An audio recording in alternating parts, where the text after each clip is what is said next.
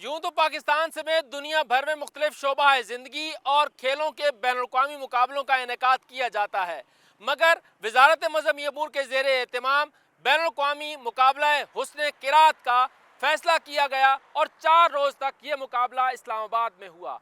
इस मुकाबले में 40 से ज़ायद ममालिक के कुरा हज़रात शरीक हुए और उनमें 1 करोड़ से ज़ायद के इनामात भी तकसीम किए गए।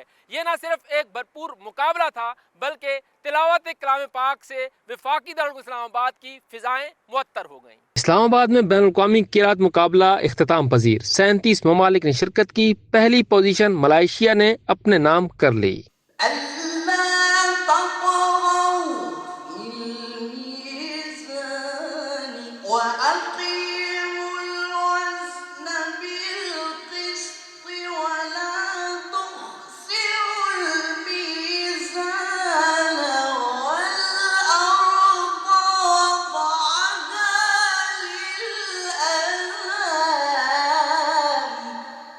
तीन दिन तक जारी रहने वाले मुकाबलों में दुनिया भर से आए हुए कुरान ने खूबसूरत, दिलनशीं और पुरअसर क़िराअत पेश की।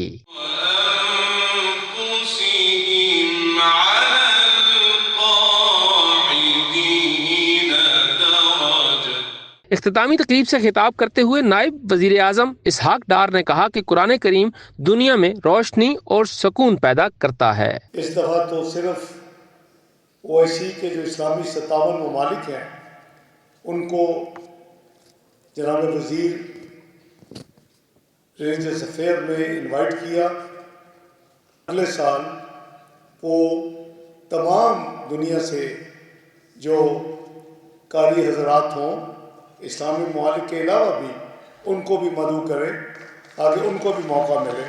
4 रोज़ा बैनुल-अक़वामी मुकाबले की तकरीब से स्पीकर कौमी असम्बली सरदार अयाज सादिक, वजीर मजहबी अमूर सरदार यूसुफ ने भी खिताब किया। पाकिस्तान की तारीख कुरान जैसी अजीम किताब के साथ मुंसलिक है। इसी हवाले से अल्हम्दुलिल्लाह कि ये पहला बैनुल-अक़वामी हुस्न क़िराअत का मुकाबला मुनक़्क़द हुआ, जिसमें हमने ओआईसी के 57 ममालिक के कुरा साहबान को दावत दी थी।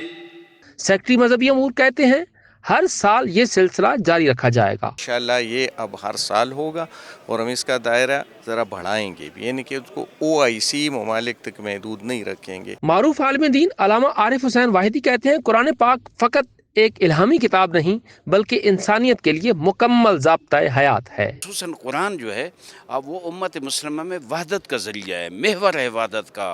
कुरान असल हादी है, कुरान बशरियत के लिए, और कुरान आईन ज़िंदगी बशर है, कुरान मुकम्मल ज़ाब्ता हयात इंसानी है, कुरान आईन ज़िंदगी इंसान है।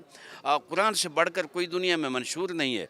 और हमें ये सआदत हासिल है कि मुफ़क्किर पाकिस्तान अल्लामा मोहम्मद इकबाल ने एक जुमला अपनी किताब इहया फ़िक्र दीन में लिखा है कि मैं जब कुरान पढ़ता हूँ तो मैं तसव्वुर ये करता हूँ कि अल्लाह मेरे साथ हम कलाम है, तो वो लज्जत ही और होती है।